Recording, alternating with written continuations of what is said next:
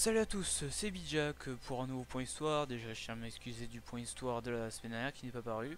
Bref, aujourd'hui, on va se focaliser sur un personnage illustre, comment dire, un amiral illustre pour moi, de la marine japonaise de la Seconde Guerre mondiale. L'amiral Isoroku Yamamoto est un personnage emblématique. Ses années de service sont 1901-1943. Il est né le 4 avril 1884 dans la préfecture de Nagaoka, au nord du Japon. Il est né d'une famille de barons. Il est adopté en 1916 et obtient le nom de Yamamoto. En 1901, il intègre l'école navale de Hiroshima. Il sort diplômé 3 ans plus tard. En 1905, il participe à la guerre russo-japonaise en tant qu'aide sur un croiseur durant la bataille de Tsushima. Il était sous les ordres de l'amiral Todo qui a gagné la bataille. Ça a commencé, il a perdu 2 doigts durant cette bataille. Entre 1919 et 1921, il étudie à Harvard aux États-Unis pour approfondir ses connaissances navales et aéronavales. En 1928, il obtient le titre de commandant du porte-avions Akagi. En 1933, le titre de vice-amiral et 36 vice-ministre de la marine impériale qui permet son commandement de la flotte combinée du Japon. En 1939, il se focalise sur une nouvelle doctrine navale basée sur les porte-avions. Une première avec cela, il demande des GAE fiables, groupes aériens embarqués.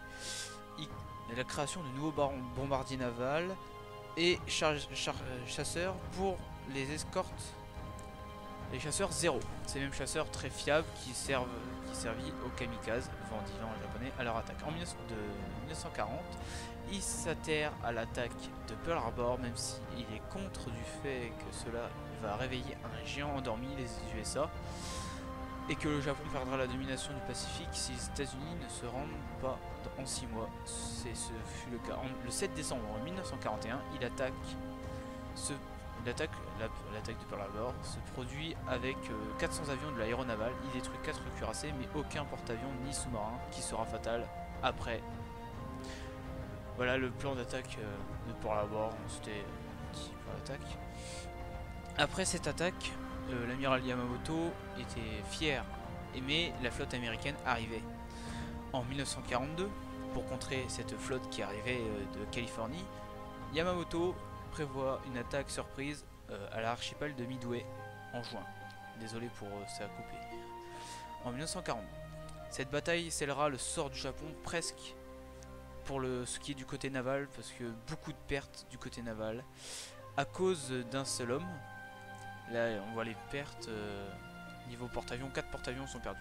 L'amiral Nimitz, commandant de la flotte américaine, décrypta les données japonaises, ce qui a permis d'attaquer Yamamoto par surprise, sachant que c'était déjà une attaque surprise. Bref, en 1943, même suite à la défaite de Midway, Yamamoto organise la défense de la base aérienne de Guadalcanal, qui est attaquée par l'amiral King ce jour-là. Cette bataille fut perdue par le Japon, mais pour donner du moral aux troupes, Yamamoto visite des bases navales japonaises le 18 avril à l'encontre des conseils de ses seconds. L'amiral embarque dans un bombardier, son escadrille se fait attaquer par un groupe de chasse P-38 américain. Yamamoto se fait tuer avec son bombardier au-dessus des îles Salomon. Le 23 avril 1943, ses cendres sont renvoyées au Japon à bord du croisé Musashi. Pour moi, c'est un grand personnage qui a fait une nouvelle doctrine qui est encore appliquée aujourd'hui. Merci d'avoir écouté ce point histoire. Je vous dis à la prochaine pour un point histoire. Merci.